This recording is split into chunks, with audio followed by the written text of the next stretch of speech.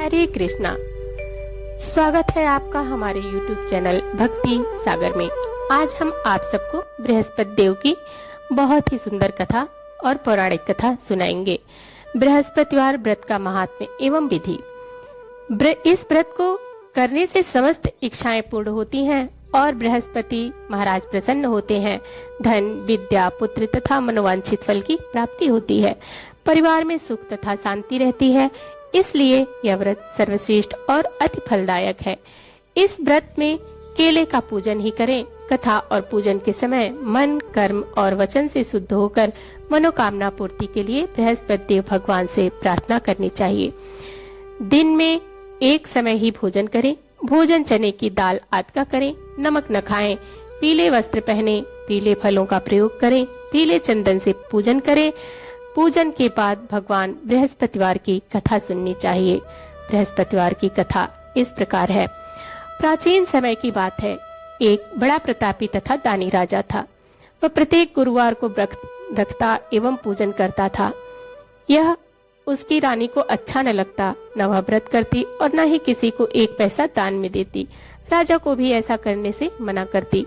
एक समय की बात है। राजा शिकार खेलने वन को चले गए। घर पर रानी और दासी थी।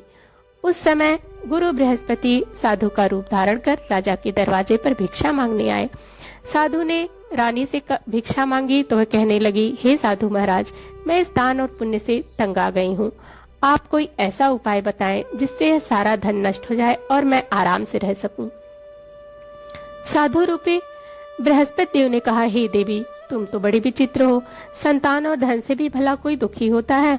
अगर तुम्हारे पास अधिक धन है तो इसे शुभ कार्यों में लगाओ जिससे तुम्हारे दोनों लोग सुधरें।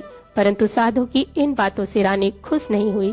उसने कहा, मुझे ऐसे धन की आवश्यकता नहीं जिसे मैं दान दूं तथा जिसको संभालने में ही मेरा सारा समय नष्ट हो जाए। साधु ने कहा, यदि तुम्हारी ऐसी ही इच्छा है तो मैं जैसा कहता हूँ वैसा ही तुम करना। बृहस्पतिवार के दिन तुम घर गोबर से लीपना, अपने केसों को पीली मिट्टी से धोना, केसों को धोते समय स्नान करना, राजा से हजामत बनाने को कहना, भोजन में मांस मदिरा खाना, कपड़ा धोबी के यहाँ धुलने डालना। इस प्रकार 7 बृहस्पतिवार करने से तुम्हारा समस्त धन नष्ट हो जाएगा। इतना कहकर साधु बने बृहस्पति देव अंतर ध्यान हो गए। साधु ने कहे अनुसार करते हुए रानी को केवल 3 बृहस्पतिवार ही बीते थे कि उसकी समस्त धन संपत्ति नष्ट हो गई। भोजन के लिए परिवार तरसने लगा। एक दिन राजा रानी से बोला, रहे रानी, तुम यहीं रहो, मैं दूसरे देश को जाता हूँ, क्योंकि यहाँ पर मुझे सभी जानते हैं, इसलिए मैं कोई छोटा कार्य नहीं कर सकता। ऐसा कहकर राजा परदेश चला गया। वह जंगल से लकड़ी काट कर लाता और शहर में बेचता। इस तरह वह अपना जीवन व्यतीत करने लगा। इधर राजा के बिना रानी और दासी दुखी रहने लगी। एक समय जब रानी और दासियों को 7 दिन बिना भोजन के रहना पड़ा तो रानी ने अपनी दासी से कहा, हे दासी, पास ही नगर में मेरी बहन रहती है, वो बड़ी धनवान है, तो उसके पास जा और कुछ ले आ ताकि थोड़ा बहुत गुजर बसर हो जाए। दासी रानी की बहन के पास गई। उस दिन बृहस्पतिवार था। रानी की बहन उस समय बृहस्पतिवार की कथा सुन रही थी। दासी ने रानी की बहन को अपनी रानी का संदेश दिया, लेकिन रानी की बहन ने कोई उत्तर नहीं दिया। जब दासी की रानी की बहन से कोई उत्तर नहीं मिला तो वह बहुत दुखी हुई। उसे क्रोध भी आया। दासी ने वापस आकर रानी को सारी बात बता दी। सुनकर रानी ने अपने भाग्य को कोसा। उधर रानी की बहन ने सोचा कि मेरी बहन की दासी आई थी, परंतु मैं उससे नहीं बोली। इससे वह बहुत दुखी हुई। कथा सुनकर और पूजन समाप्त कर वह अपनी बहन के घर गई और कहने लगी, हे बहन, मैं बृहस्पतिवार का व्रत कर रही थी, तुम्हारी दासी गई, परंतु जब तक कथा होती है तब तक हम न उठते हैं और न बोलते हैं, इसलिए मैं नहीं बोली। कहो दासी, क्यों गई थी? रानी बोली, बहन, हमारे घर अनाज नहीं था। ऐसा कहते कहते रानी की आंखें भर आई। उसने दासियों समेत भूखा रहने की बात भी अपनी बहन को बता दी। रानी की बहन बोली, बहन देखो, बृहस्पति देव भगवान सबकी मनोकामना पूर्ण करते हैं। देखो, शायद तुम्हारे घर में अनाज रखा हो। यह सुनकर दासी घर के अंदर गई तो वहां उसे एक घड़ा अनाज भरा मिला। उसे बड़ी हैरानी हुई क्योंकि उसे एक एक बर्तन देख लिया था। उसने बाहर आकर रानी को बताया। दासी रानी से कहने लगी, हे रानी, जब हमको भोजन नहीं मिलता तो हम सब व्रत ही तो करते हैं, इसलिए क्यों न इनसे व्रत और कथा की विधि पूछ ली जाए, हम भी व्रत किया करेंगे। दासी के कहने पर रानी ने अपनी बहन से बृहस्पतिवार व्रत के बारे में पूछा। उनकी बहन ने बताया, बृहस्पतिवार के व्रत में चने की दाल और मुनक्का से विष्णु भगवान का केले की जड़ में पूजन करें तथा दीपक जलाएं, पीला भोजन करें तथा कथा सुने। इससे गुरु भगवान प्रसन्न होते हैं और मनोकामना पूर्ण करते हैं। व्रत और पूजन की विधि बताकर रानी की बहन अपने घर लौट आई। रानी और दासी दोनों ने निश्चय किया कि बृहस्पति देव भगवान का पूजन जरूर करेंगे। 7 रोज बाद जब बृहस्पतिवार आया तो उन्होंने व्रत रखा। घुड़साल में जाकर चना और गुड़ बीन लाई तथा उसकी दाल से केले की जड़ तथा विष्णु भगवान का पूजन किया। अब पीला भोजन कहाँ से आए? दोनों बड़ी दुखी हुई, परंतु उन्होंने व्रत किया था, इसलिए बृहस्पति देव भगवान प्रसन्न थे। एक साधारण व्यक्ति के रूप में वे 2 थालों में सुंदर पीला भोजन लेकर आए और दासी को देकर बोले, हे दासी, यह भोजन तुम्हारे लिए है और तुम्हारी रानी के लिए है, इसे तुम दोनों ग्रहण करना। दासी भोजन पाकर बहुत प्रसन्न हुई। उसने रानी को सारी बात बताई। उसके बाद से वे प्रत्येक बृहस्पतिवार को गुरु भगवान का व्रत और पूजन करने लगी। बृहस्पति भगवान की कृपा से उनके पास धन हो गया, परंतु रानी की फिर पहले की तरह आलस्य करने लगी। तब दासी बोली, देखो रानी, तुम पहले भी इस प्रकार आलस्य करती थी। तुम्हें धन रखने में बहुत कष्ट होता था, इस कारण सभी धन नष्ट हो गया। अब गुरु भगवान की कृपा से धन मिला है तो फिर तुम्हें आलस्य होता है। बड़ी मुसीबतों के बाद हमने यह धन पाया है, इसलिए हमें दान पुण्य करना चाहिए। अब तुम भूखे मनुष्यों को भोजन कराओ, प्याऊ लगवाओ, ब्राह्मणों को दान दो, कुआं, तालाब, बावड़ी आदि का निर्माण करवाओ, मंदिर पाठशाला बनवाकर ज्ञान दो, कुंवारी कन्याओं का विवाह करवाओ, अर्थात धन को शुभ कार्यों में खर्च करो, जिससे तुम्हारे कुल का यश बढ़े तथा स्वर्ग की प्राप्ति हो, पितृ प्रसन्न हो। दासी की बात मानकर रानी शुभ कर्म करने लगी, उसका यश फैलने लगा। एक दिन रानी और दासी आपस में विचार करने लगी कि न जाने राजा किस दशा में होंगे। उनकी कोई खोज खबर भी नहीं है। उन्होंने श्रद्धा पूर्वक गुरु बृहस्पति भगवान से प्रार्थना की कि राजा जहाँ कहीं भी हो शीघ्र वापस आ जाए। उधर राजा परदेश में बहुत दुखी रहने लगा। वह प्रतिदिन जंगल से लकड़ी बीन कर लाता और उसे शहर में बेचकर अपने दुखी जीवन को बड़ी कठिनता से व्यतीत करता। एक दिन दुखी हो अपनी पुरानी बातों को याद करके वह रोने लगा और उदास हो गया। उसी समय राजा के पास बृहस्पति देव साधु के वेश में आकर बोले, हे लकड़हारे, तुम इस सुनसान जंगल में किस चिंता में बैठे हो, मुझे बतलाओ। यह सुनकर राजा के नेत्रों में जल भर आया।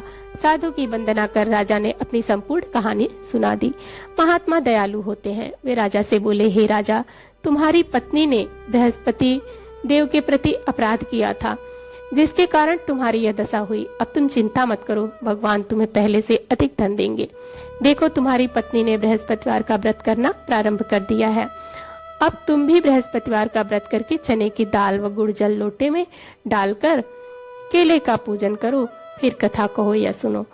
भगवान तुम्हारी सब मनोकामनाओं को पूर्ण करेंगे। साधु की बात सुनकर राजा बोला, हे प्रभु, लकड़ी बेचकर तो इतना पैसा नहीं बचता जिससे भोजन के उपरांत कुछ बचा सकूं। मैंने रात्रि में अपनी रानी को व्याकुल देखा है। मेरे पास कोई साधन नहीं जिससे उसका समाचार जान सकूं। फिर मैं कौन सी कहानी कहूं, यह भी मुझको मालूम नहीं। साधु ने कहा, हे राजा, मन में बृहस्पति भगवान के पूजन का व्रत का निश्चय करो, वे स्वयं तुम्हारे लिए कोई राह बना देंगे। बृहस्पतिवार के दिन तुम रोजाना की तरह लकड़ियां लेकर शहर जाना। तुम्हें रोज से दुगुना धन मिलेगा, जिससे तुम भली भांति भोजन कर लोगे तथा बृहस्पति देव की पूजा का सामान भी आ जाएगा। जो तुमने बृहस्पतिवार की कहानी के बारे में पूछा है वह इस प्रकार है। बृहस्पति देव की कहानी। प्राचीन काल में एक बहुत ही निर्धन ब्राह्मण रहता था। उसे कोई संतान न थी। वह नित्य पूजा पाठ करता। उसकी स्त्री न स्नान करती और न ही किसी देवता का पूजन करती। इस कारण ब्राह्मण देवता बहुत दुखी रहते थे। भगवान की कृपा से ब्राह्मण के यहाँ कन्या उत्पन्न हुई। कन्या बड़ी होने लगी। प्रातः स्नान करके वह भगवान विष्णु का जप करती। बृहस्पतिवार का व्रत भी करने लगी। पूजा पाठ समाप्त कर पाठशाला जाती और अपनी मुट्ठी में जौ भर के ले जाती और पाठशाला के मार्ग में डालती जाती। लौटते समय वह जौ स्वर्ण के हो जाते और उनको बीनकर घर ले आती। एक दिन वह बालिका सूप में उन सोने के जौ को फटक कर साफ कर रही थी। तभी उसकी माँ ने देख लिया और कहा कि हे बेटी, सोने के जौ को फटकने के लिए सोने का सूप भी तो होना चाहिए। दूसरे दिन गुरुवार था। कन्या ने व्रत रखा और बृहस्पति देव से सोने का सूप देने की प्रार्थना की।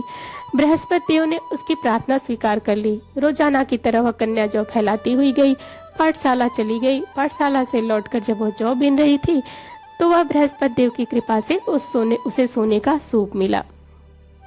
उसे वह घर ले आई और उससे जौ साफ करने लगी, परंतु उसकी माँ का वही ढंग रहा। एक दिन की बात है, कन्या सोने के सूप में जब जौ साफ कर रही थी, उस समय उस नगर का राजकुमार वहां से निकला। कन्या के रूप और कार्य को देखकर उस पर मोहित हो गया। राजमहल आकर वह भोजन तथा जल त्याग कर उदास होकर लेट गया। राजा को जब राजकुमार द्वारा अन्न जल त्यागने का समाचार ज्ञात हुआ तो वह अपने मंत्रियों के साथ अपने पुत्र के पास गया और कारण पूछा। राजकुमार ने राजा को उस लड़की के घर का पता भी बता दिया। मंत्री उस लड़की के घर गया। मंत्री ने ब्राह्मण के समक्ष राजा की ओर निवेदन किया। कुछ ही दिन बाद ब्राह्मण की कन्या का विवाह राजकुमार के साथ संपन्न हो गया। कन्या के घर जाते ही ब्राह्मण के घर में पहले की भांति गरीबी का निवास हो गया। एक दिन दुखी होकर ब्राह्मण अपनी पुत्री से मिलने गए। बेटी ने पिता की अवस्था को देखा और अपनी माँ का हाल पूछा। ब्राह्मण ने सभी का हाल कह सुनाया। कन्या ने बहुत सा धन देकर अपने पिता को विदा कर दिया, लेकिन कुछ दिन बाद फिर वही हाल हो गया। ब्राह्मण फिर अपनी कन्या के यहाँ गया और सभी हाल कहा तो पुत्री बोली, हे पिताजी, आप माताजी को यहाँ लिवा लाओ, मैं उन्हें वह विधि बता दूंगी जिससे गरीबी दूर हो जाए। ब्राह्मण देवता अपनी स्त्री को साथ लेकर अपनी पुत्री के पास राजमहल पहुँचे तो पुत्री अपनी माँ को समझाने लगी, हे माँ, तुम प्रातः काल स्नान आदि करके विष्णु भगवान का पूजन करो तो सब दरिद्रता दूर हो जाएगी। परंतु उसकी माँ ने उसकी एक भी बात न मानी। वह प्रातः काल उठकर अपनी पुत्री से का बच्चा जूठन खा लेती थी। एक दिन उसकी पुत्री को बहुत गुस्सा आया। उसने अपनी माँ को एक कोठरी में बंद कर दिया। प्रातः उसने स्नान आदि करा के पूजा पाठ करवाया तो उसकी माँ की बुद्धि ठीक हो गई। इसके बाद वह नियम से पूजा पाठ करने लगी और प्रत्येक बृहस्पतिवार को व्रत करने लगी। इस व्रत के प्रभाव से मृत्यु के बाद वह स्वर्ग को गई। वह ब्राह्मण भी सुखपूर्वक इस लोक का सुख भोग कर स्वर्ग को प्राप्त हुआ।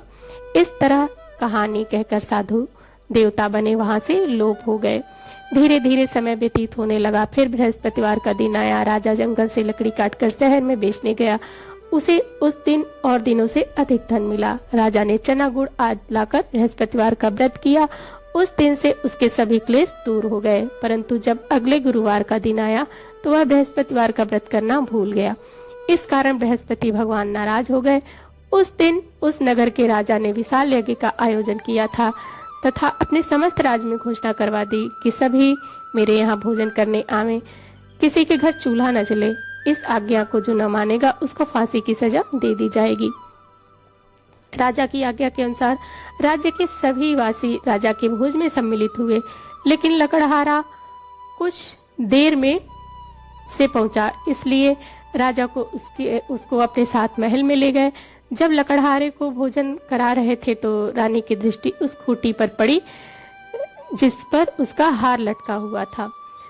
उसे हार खूंटी पर लटका दिखाई नहीं दिया। रानी को निश्चय हो गया कि मेरा हार इस लकड़हारे ने चुरा लिया है।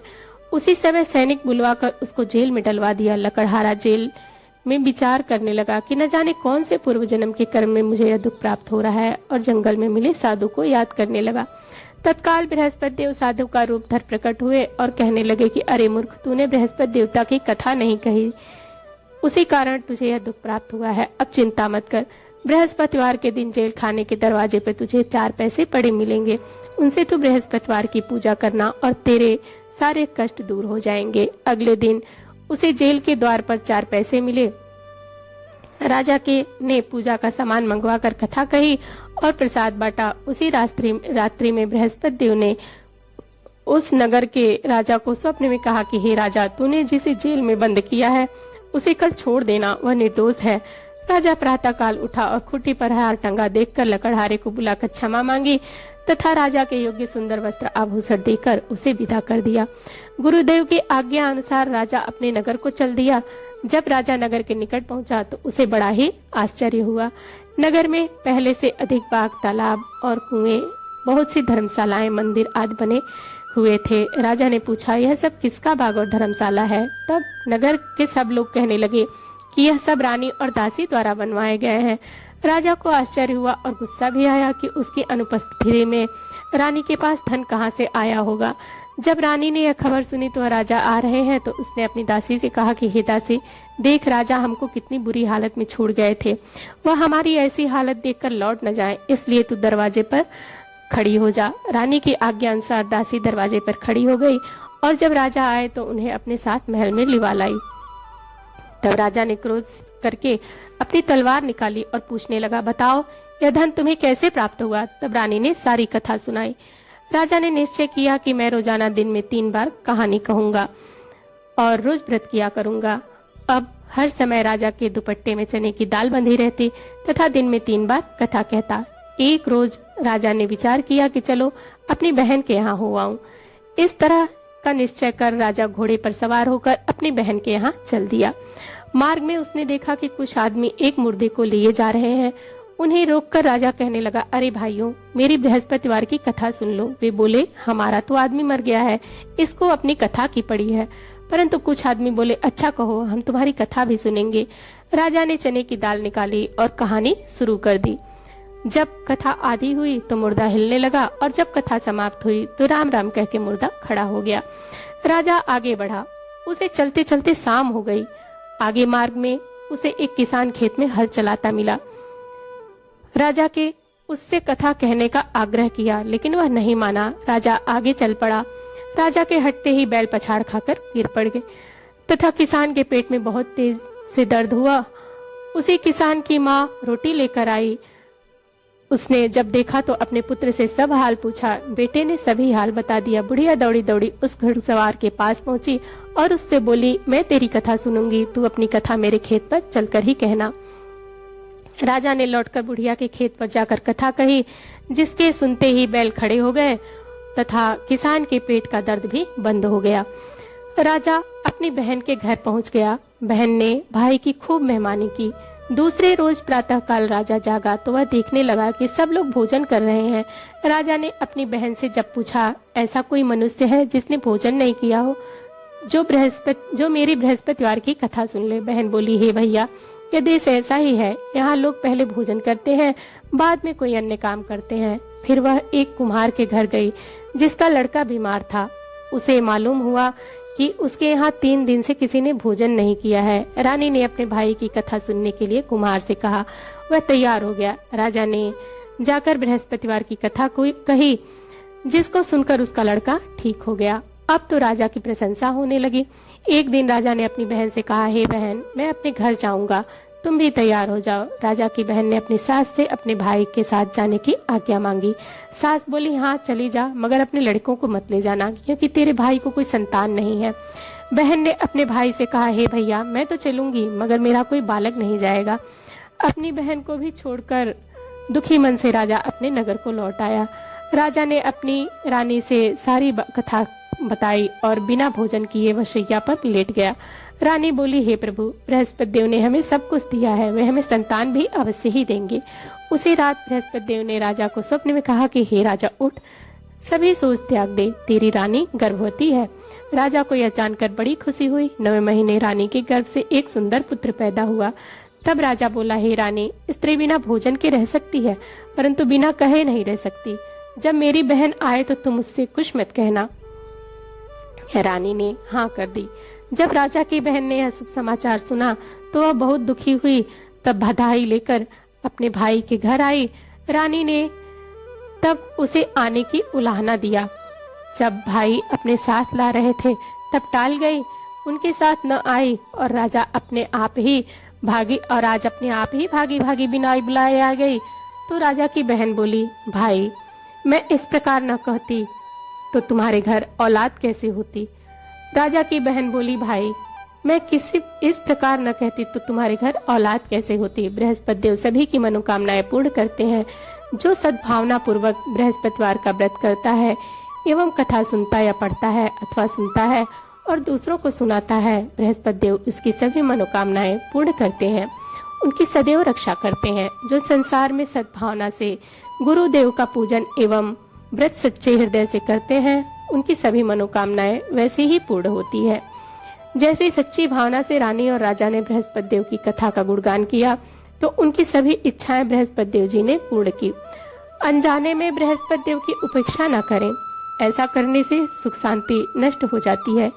इसलिए सबको कथा सुनने के बाद प्रसाद लेकर जाना चाहिए। हृदय से उनका मनन करते हुए जयकारा बोलना चाहिए। इति श्री बृहस्पतिवार कथा। जय बृहस्पति देवा, जय बृहस्पति देवा, छिन छिन भोग लगाऊं कदली फल मेवा। ओम जय बृहस्पति देवा, तुम पूर्ण परमात्मा, तुम अंतर्यामी, जगत पिता जगदीश्वर, तुम सबके स्वामी।